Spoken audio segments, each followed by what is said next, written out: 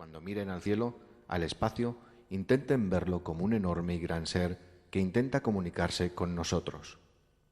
Una conciencia superior que llama a nuestras puertas, ahora que estamos más preparados. Quizás algunos sienta que esta naturaleza universal le dice: es necesario proteger la naturaleza de esta célula cósmica llamada Tierra para cuidar parte de la naturaleza de esta galaxia.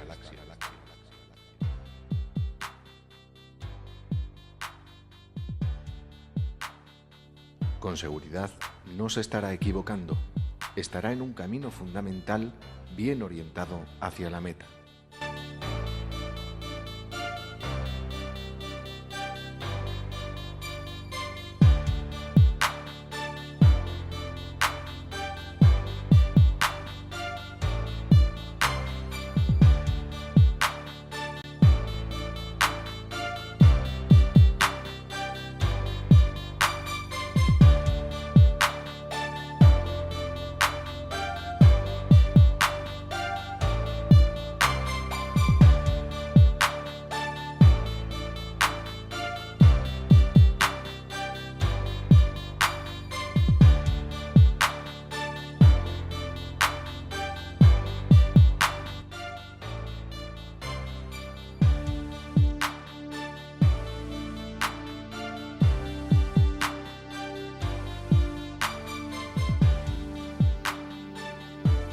De esta manera terminábamos el capítulo anterior, y es por ello que antes de adentrarnos en el tema que nos ocupa, las constelaciones, deseo hacer una seria reflexión sobre la actividad que podría desarrollar el centro vital de cada galaxia. Como sabemos, por serias y rigurosas observaciones en distintos tipos de bandas, las megaislas estelares están habitadas por diferentes tipos de soles y por tanto de diferentes actividades estelares o solares. Según estas observaciones e imágenes registradas por todo el mundo, se puede estipular que las galaxias tienen básicamente distintas pero totalmente complementarias partes activas, en referencia a las estrellas que las ocupan.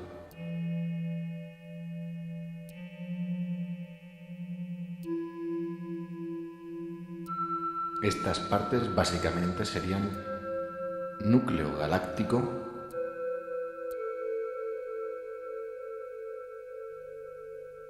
y brazos galácticos. Estos brazos galácticos, a su vez, podemos subdividirlos en zona exterior y zona interior.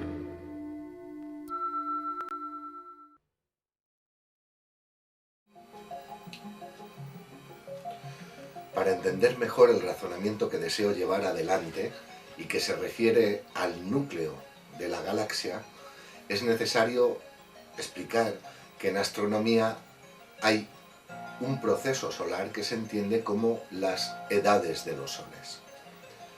Yo prefiero definirlo como estados evolutivos solares, ¿no? Entonces, en este proceso están los soles jóvenes, soles maduros y los soles ancianos. Veamos de qué se trata. Según esta referencia, en astronomía se ha observado que los soles jóvenes ocupan la zona exterior de los brazos galácticos.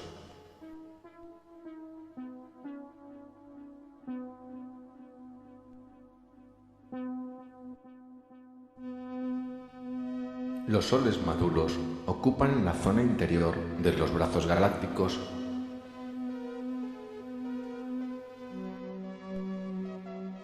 Y finalmente, los soles viejos ocupan las periferias del núcleo galáctico y las zonas más cercanas al núcleo en sí.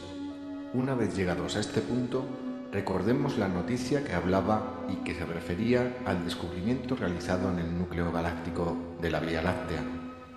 Se refería al descubrimiento de un colosal anillo central compuesto por moléculas de hidrógeno que mide unos 10 años luz.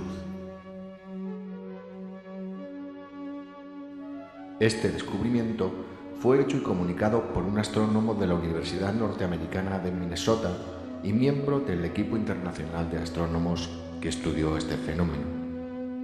Este descubrimiento, que se realizó a finales de 1984 y que se hizo público en 1985, se pudo dar gracias al mayor telescopio de infrarrojos del mundo y que estaba instalado, y todavía lo está, en el volcán apagado de Mauna Kea, en la isla de Hawái. Pues una vez dados estos datos necesarios, la reflexión que quería hacer sobre el funcionamiento del núcleo vital de las galaxias es la siguiente. Conociendo la evolución de cada grupo estelar según su zona ocupada y teniendo en cuenta este descubrimiento del anillo central, podemos hacer la siguiente y sólida conjetura. La evolución de cada una de las megaislas estelares, las galaxias, es una evolución completamente autónoma y acorde al conjunto universal. Los soles siguen un proceso generalizado de evolución y desarrollo de su propia vitalidad. Desde los jóvenes soles, situados por general en la parte exterior de los brazos galácticos, pasando a ser soles maduros y ocupando el interior de los brazos galácticos, zona más cercana al centro, y llegando al máxime de su experiencia galáctica, viejos, y entrando a formar parte de la periferia del núcleo central, posteriormente fundiéndose con el núcleo galáctico gracias al anillo hidrogenal. Surge entonces la pregunta: ¿qué función podría atribuírsele al colosal anillo central y finalmente al mismo centro galáctico?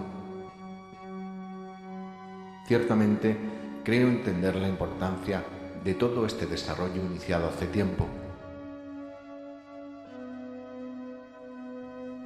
Por ello, y dentro de mi modestia, sin olvidar al bondadoso Dios, que no pienso ni creo que se ocupe de destruir eternamente su creación, intuyo que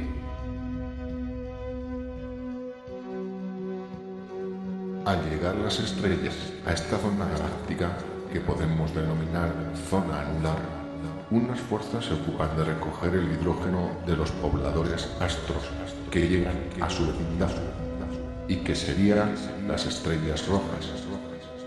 De esta forma, nada queda destruido, ya que la energía no se destruye, sino que se transforma continuamente por la eternidad. Así, de esta manera, llegando a la zona anular, el elemento primordial de la creación, el hidrógeno, retorna a la fuente de donde ha surgido, para volver de nuevo a ser lanzado y reagruparse y regenerarse en un continuo proceso galáctico de mutación, experimentación, retorno y renovación universal que sin dudas el buen y justo Dios tiene muy bien pensado, programado y manifestado. Cierto es que nadie ha visto su rostro, pero tenemos suficientes datos científicos que nos evidencian sus fuerzas, sus normas, su ley de causa y efecto o de acción-reacción, sus programas y sus intenciones. Para empezar a conocer algo o alguien, puede ser más que suficiente con tener su reflejo. En este caso, tenemos bastantes reflejos que, si los unimos armónicamente en un todo, poseeríamos un mosaico de las intenciones posibles que este buen y justo Dios mantiene para toda la creación.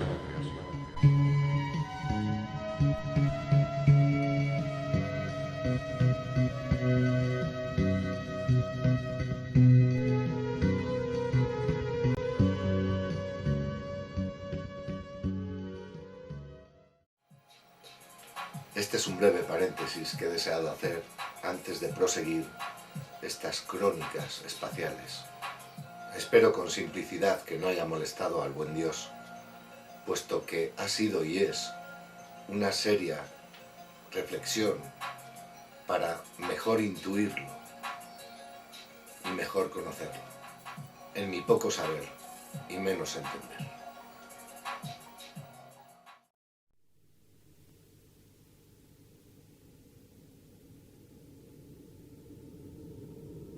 entremos ahora en las constelaciones. Sobre su formación podemos, sin sombra de dudas, afirmar que depende del volumen de las estrellas que se sitúen y por lo tanto de las fuerzas que operen en ellas, pero una de las fuerzas estructuradoras más puntuales son las que emergen de la misma rotación de la galaxia, que con el tiempo modifican la imagen de las constelaciones. Pero da la impresión de que como esta rotación galáctica es lenta, predomina el reajuste de las fuerzas estelares en la situación y función de las constelaciones.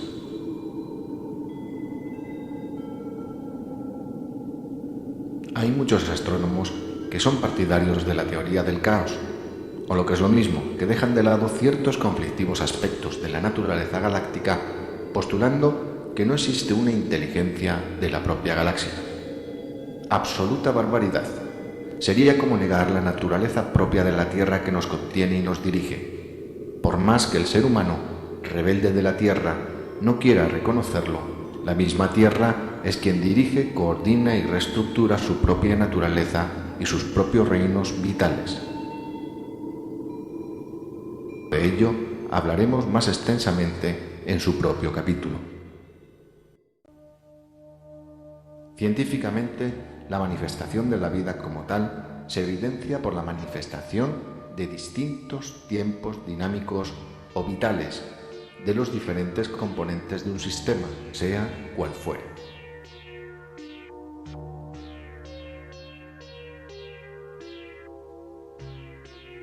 Por lo tanto, y sin ánimo de ser brusco, pero tampoco débil, deberían de reflexionar seriamente estos científicos sobre la teoría del caos y prestar más atención a una ley fundamental de la creación, la ley de acción-reacción, la ley de causa-efecto. Toda acción tiene como consecuencia una reacción acorde a las fuerzas y elementos que formaron parte de la primera acción. Toda causa tiene un efecto proporcional a la causa generada.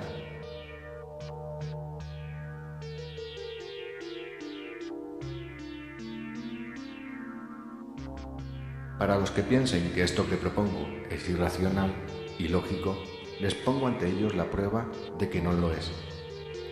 Declaraciones del profesor en física atómica Alain Aspect, realizadas en la Universidad de París en 1983.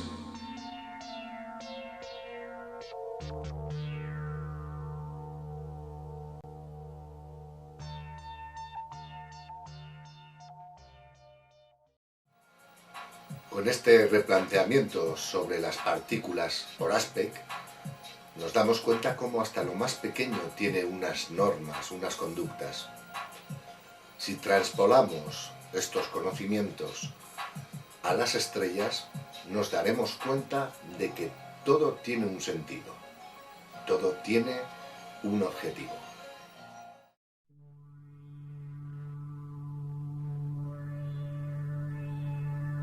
Que estas comunicaciones, estas interrelaciones son auténticas y reales, y aunque no las entendamos, están ahí, esperando que la inteligencia del hombre verdadero las descubra.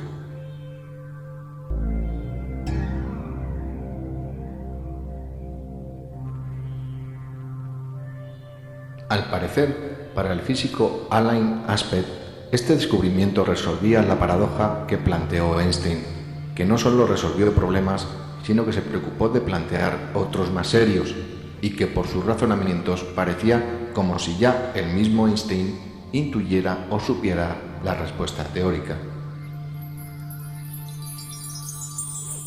Me consta que Albert Einstein, al cual desde aquí le envío un fraterno saludo, tenía el pensamiento profundo de que si se sobrepasaba en los planteamientos o en ciertas aventuradas respuestas, podrían resentirse ciertas partes de su trabajo y perjudicar la misión a la que había sido propuesto por ese buen Dios en el que él siempre puso su gran corazón y su gran dedicación en la salvaguardia del hombre y de la tierra.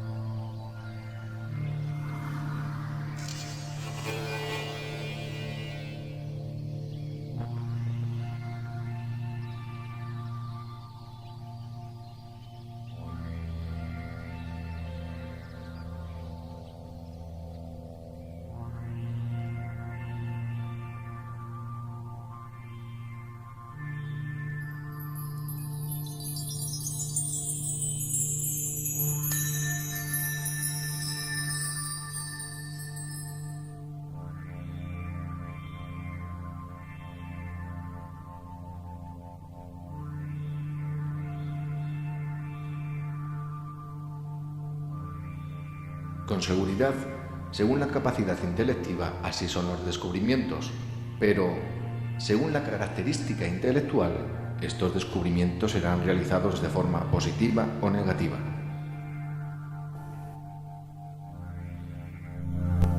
Tenemos un conocimiento aproximado de la historia del universo desde una centésima de segundo después de la gran explosión hasta el día de hoy, 15.000 millones de años después.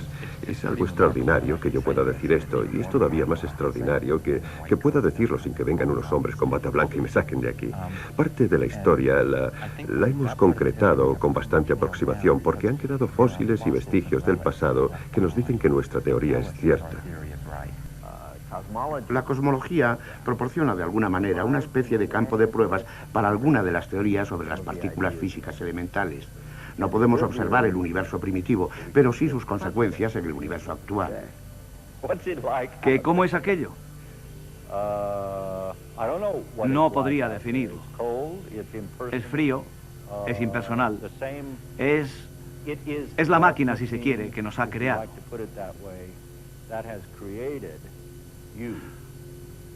Con esto lo que quiero decir es lo siguiente. Hasta el último átomo de nuestro cuerpo estuvo en un tiempo dentro de una estrella. En ese sentido, todos somos hermanos.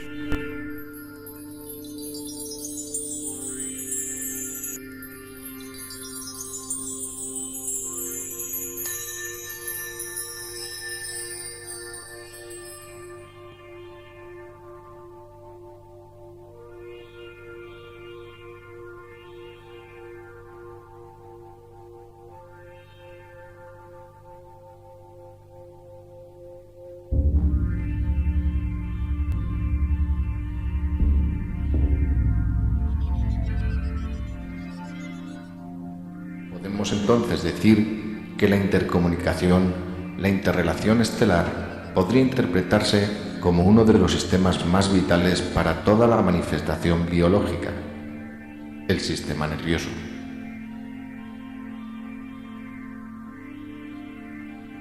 La luz sería el vehículo de transmisión de la muchísima y variada información de la gran naturaleza galáctica y del desconocidísimo gran coordinador que coordina todas las cosas.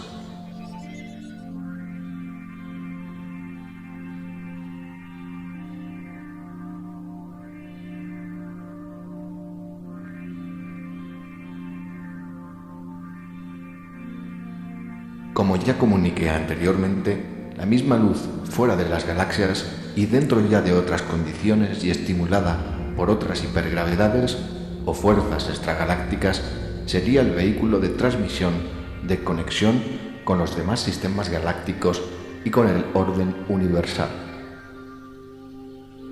Sin haber realizado la pregunta de qué función realizan las constelaciones, vemos que con esta teoría del sistema nervioso galáctico la respuesta es clara.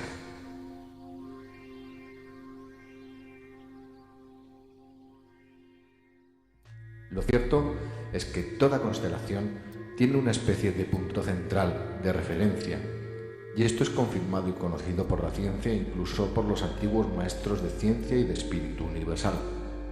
Al nacer, las estrellas del interior de las nebulosas se reorganizan según sus fuerzas y volúmenes, y aquí entra el axioma hermético egipcio de uno de los sabios e instructores de esta civilización, o mejor, de algunos componentes de esta civilización, Hermes Trismegisto. Este axioma, que subrayo, se encuentra dentro del texto hermético egipcio del discurso universal de Hermes Trismegisto a Asclepios. En un punto de este discurso, Hermes Trismegisto propone a Asclepios: ¿ves a las osas, esas constelaciones que no se ponen ni se levantan? ¿Ellas giran en torno a un punto o son inmóviles? A lo cual Asclepio responde: son movidas, oh Trismegisto. Entonces Asclepios, dime, ¿cuál es su movimiento? Giran sin cesar en torno al mismo punto. Una revolución en torno a un punto es un movimiento contenido por la fijeza, porque el movimiento circular impide la separación, y la separación de medida se fija en el movimiento circular. La oposición de estos dos movimientos produce un estado estable, siempre mantenido por las resistencias mutuas.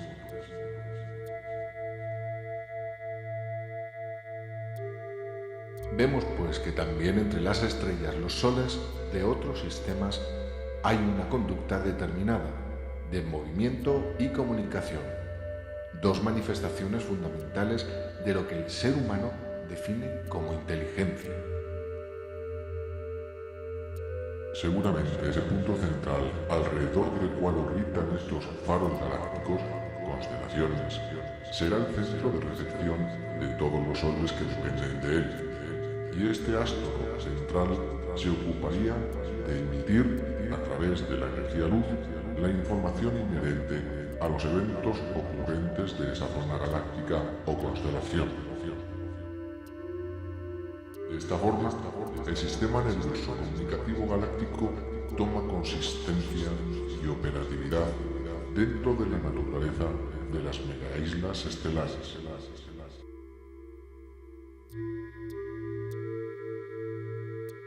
¿Qué información podrían transmitir? ¿Qué sentido tendría esta transmisión? ¿Y en función de qué cosa? Para obtener una respuesta a estas preguntas, deberemos de desplazarnos a otra zona de observación espacial. Esta zona de observación espacial parece aparentemente más comprensible para la ciencia actual de los hombres.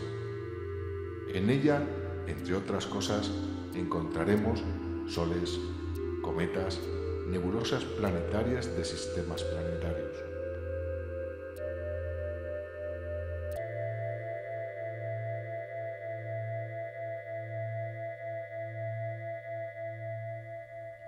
La contemplación de la naturaleza me ha convencido de que nada de lo que podemos imaginar es increíble.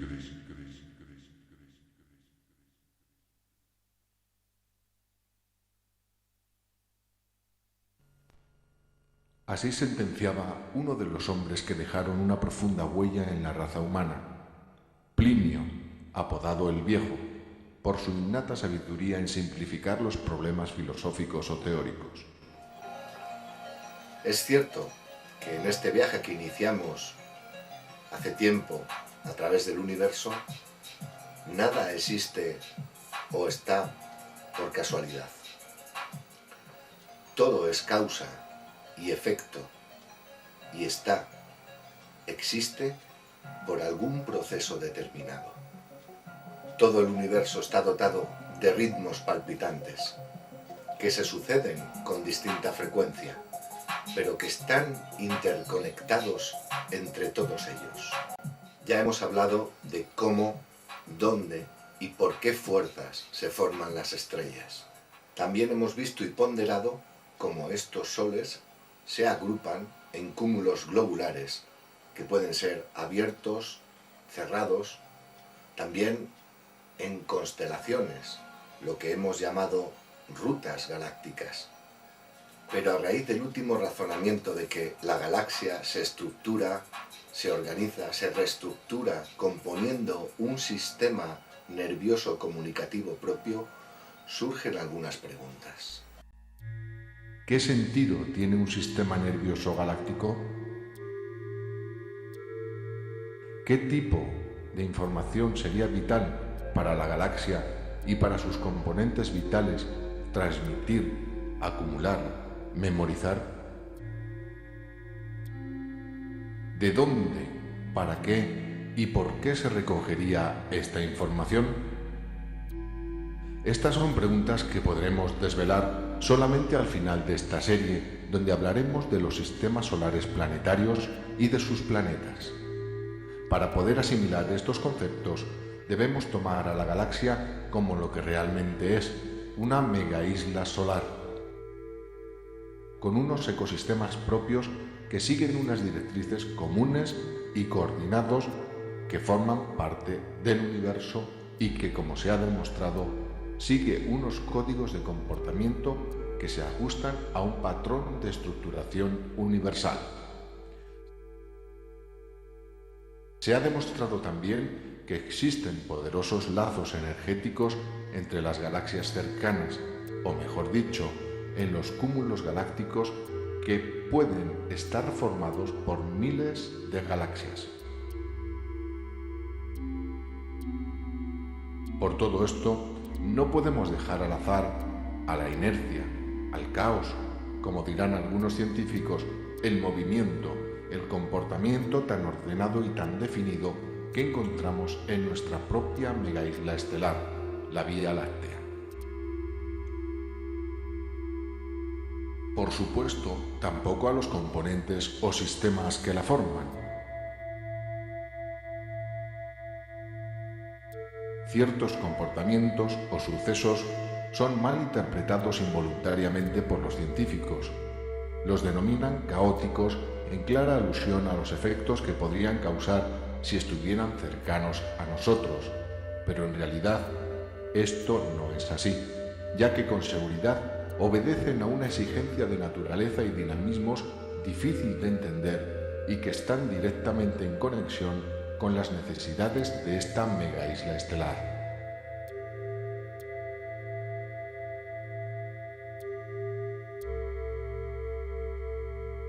Entremos ya entonces en datos que nos permitan dilucidar, aparte del aspecto físico de las estrellas, soles lejanos como ya Giordano Bruno adelantó hace siglos, la función que estos habitantes galácticos desarrollan. Repasemos lo que ya en breve hicimos sobre las edades de los soles, que personalmente yo defino como estados evolutivos. Podemos definir estas edades o estados evolutivos como jóvenes, adultos y viejos, aunque hay que reconocer que entre estos estados hay millones y millones de subestados, como es lógico deducir. A cada uno de estos estados o edades se les ha atribuido un color basándose en la amplificación cromática que cada sol emite. De esta forma tenemos que joven es igual que azul, adulto es igual a verde, anciano es igual a rojo. El desarrollo normal del estado de los soles parece ser que es progresivo.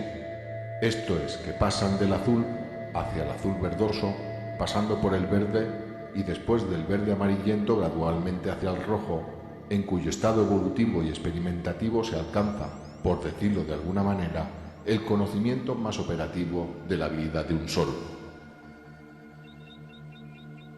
Es en este estado en el cual los soles devuelven al espacio su elemento originario, el hidrógeno.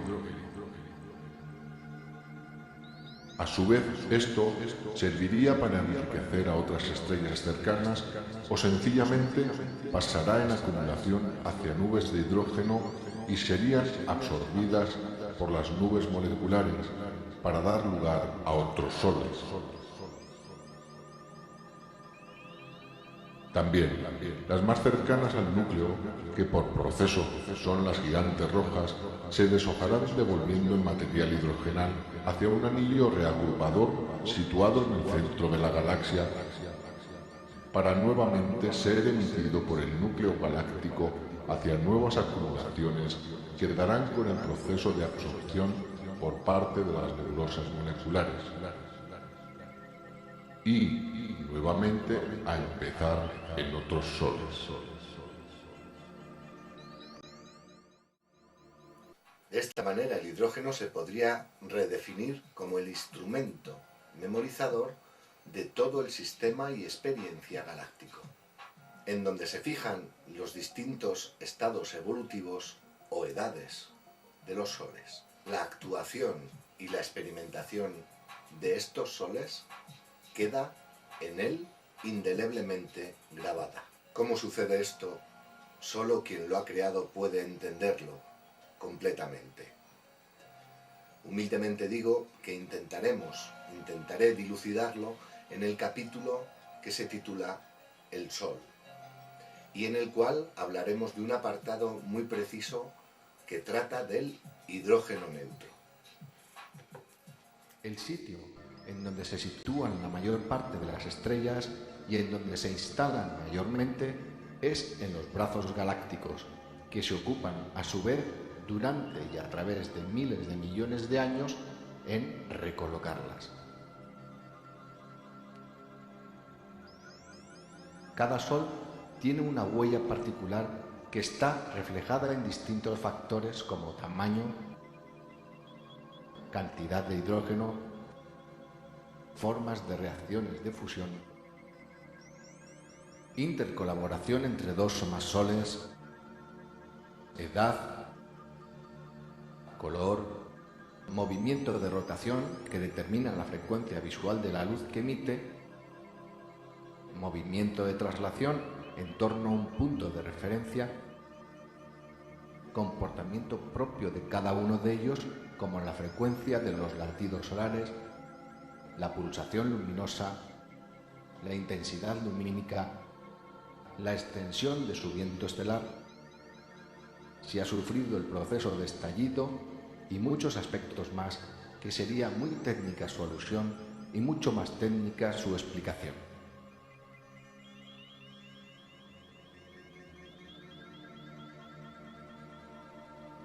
Una vez en este punto, vemos como también los soles tienen sus características particulares, sus personalidades propias, comportamientos que dentro de la conducta común que los engloba, tienen sus propias tendencias, sus propias formas de desarrollarse y manifestar su actividad. Tienen su natural personalidad propia, que será fundamental para la tarea a la cual son llamados: manifestar su naturaleza solar en base a la necesidad del sistema galáctico.